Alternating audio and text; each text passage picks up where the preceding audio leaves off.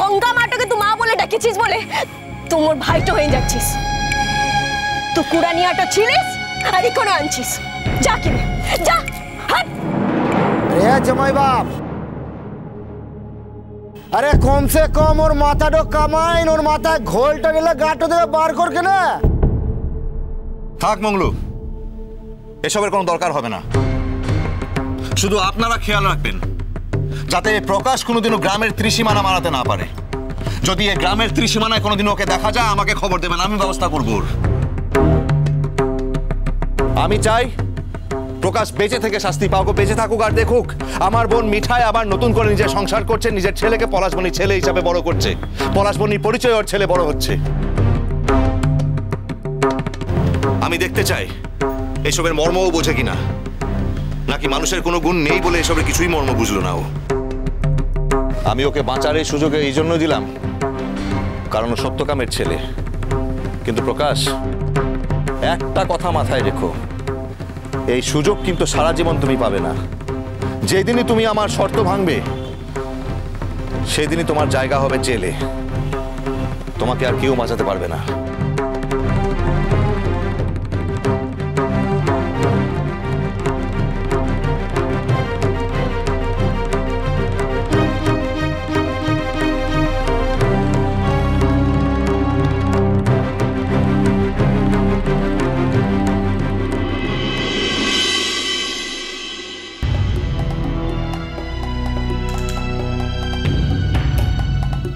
Sister सब ready तो? हाँ सर।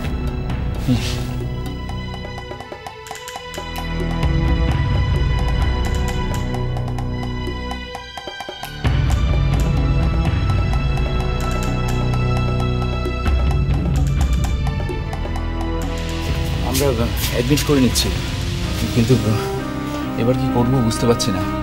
আসলে প্রেশারটাও খুব কম আর পালস রেটও ফল করছে।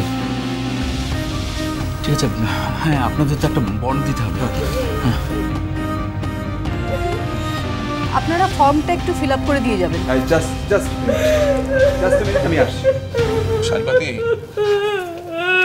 শালবাতি শোনো শোনো শোনো, প্লিজ প্লিজ, দেখো তোমার উপরে ভরসা করে আমরা বেঁচে আছি। তুমি যদি এইভাবে ভেঙে পড়ো, এইভাবে কাঁদো, তাহলে আমরা নিজেদের সামলাবো কি করে বলো তো? প্লিজ।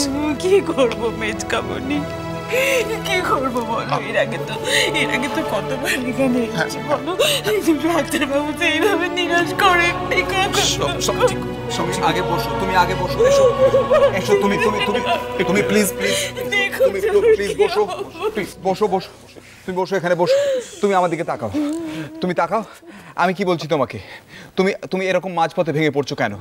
হ্যাঁ, তুমি তোমার মনের ভরসাটাকে এভাবে হারিয়ে ফেলছো কেন? তুমি আমাকে বলো। তুমি যখন থেকে ধৃতি জীবনের সঙ্গে নিজেকে যুক্ত করেছিলে তখন থেকে কি তুমি একটা ভয়ঙ্কর লড়াইয়ের সঙ্গে নিজেকে যুক্ত করোনি? তোমাকে লড়াই করতে হয়েছে, তুমি প্রত্যেকটা লড়াই নিজেকে প্রমাণ দিয়েছো। তার আজকে মাঝপথে এভাবে হাল ছেড়ে দিচ্ছ কেন? তুমি বুঝতে পারছো যে তুমি একমাত্র ভরসা। তুমি হাল ছেড়ে দিলে আমরা দাঁড়াতে পারবো না, আমরা ভেঙে পড়বো। প্লিজ তুমি একটু ধৈর্য ধরো।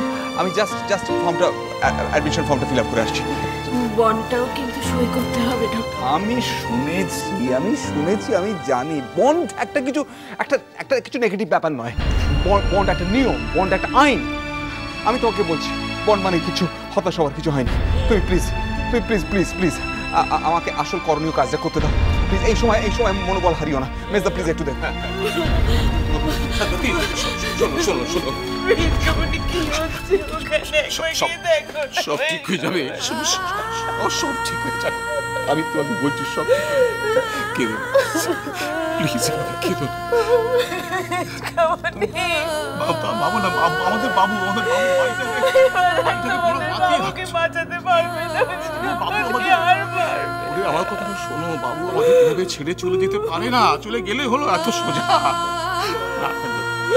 দেখো না, সব ঠিক হয়ে যাবে। আমি তোমাকে বলছি সব ঠিক হয়ে যাবে। তুমি প্লিজ কেঁদো না, এভাবে ভেঙে পড়ো প্লিজ। তোকে আমি কতবার বললাম আমাদের সঙ্গে কলকাতায় চল, 7-8 দিন থেকে আসবি, তুই তো শুনলি না। যাকে সাবধানে থাকিস, ভালো থাকিস। আমি এখানে ভালো থাকবো দাদাভাই, এখানেই ভালো থাকবো। আর যেদিন মাথা উঁচু করে নিজের পরিচয় তৈরি করতে পারবো আমি সেদিন আবার বাড়িতে যাব, কিন্তু তার আগে আমি এখান থেকে কোথাও যাব না। তোরা চিন্তা করিস না, ওর প্রসবটা ভালো করেই হবে। যতটা সম্ভব মু ভালো রাখার চেষ্টা করব।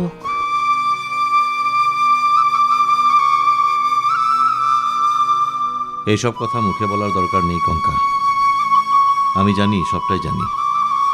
জামাই বাপ, তোকে কত করে বললাম ওর বিটিয়ার শরীর তো ভালো নয়, দুর্বল আনছে। ওর বাপও তো চলে গেল, 7-8 দিন পর ধনায় মঙ্গলু পৌঁছায়ন দিত। তুই তো রাজি হলিকলা। মা, মোর থাকলে হবে ক্লারে, মোরও তো অফিসটা আনছে না।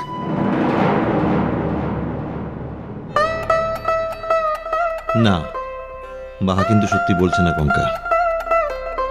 আমি জানি বাহা এখানে থাকলে সেবা যত্ন পেত, বাহার একটু আরাম হতো, তাড়াতাড়ি সুস্থ হয়ে উঠত। আর এটাও ঠিক যে কলকাতা গেলেও কিন্তু আমি বাহাকে এক্ষুনি অফিসে পাঠাবো না।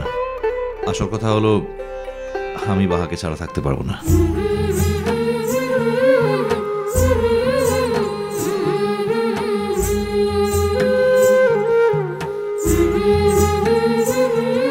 আর একবার যখন কথাটা জানা হয়ে গেল যে আমি বাহাকে ছাড়া থাকতে পারি না, তখন বাকি জীবনের কথাটা মনে রেখো।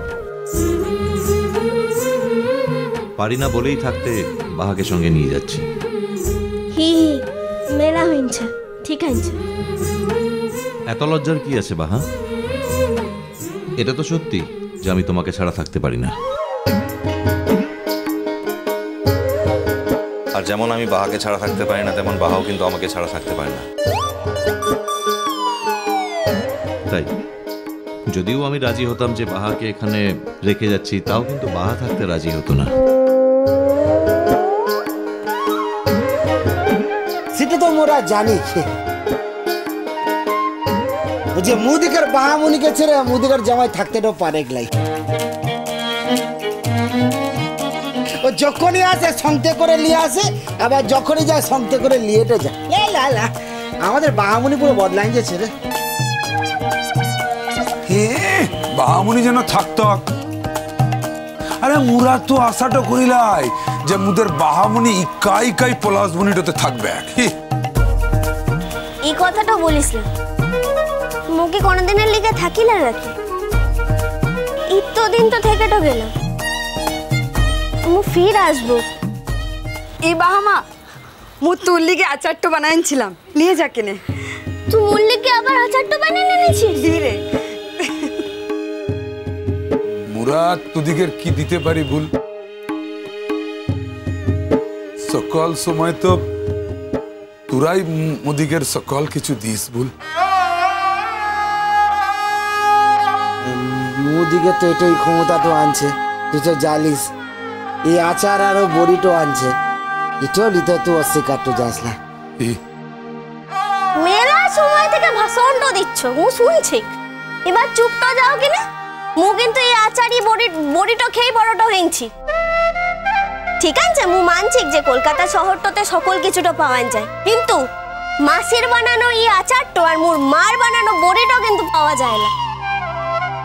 আর তোমরা যে জিনিসটাকে জিনিসটা বলছো, সে জিনিসটা যে মোর কাছে কতটা দামি সেটা মুই জানি।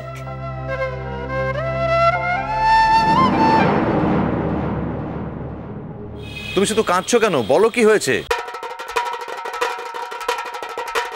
দাদা ভাই কেমন আছে? তুমি কিছু না বলে কাঁদলে আমি বুঝবো কি করে বলো তো? ভাইয়া তোমার দাদা ভাইকে হাসপাতালে ভর্তি করতে হয়েছে।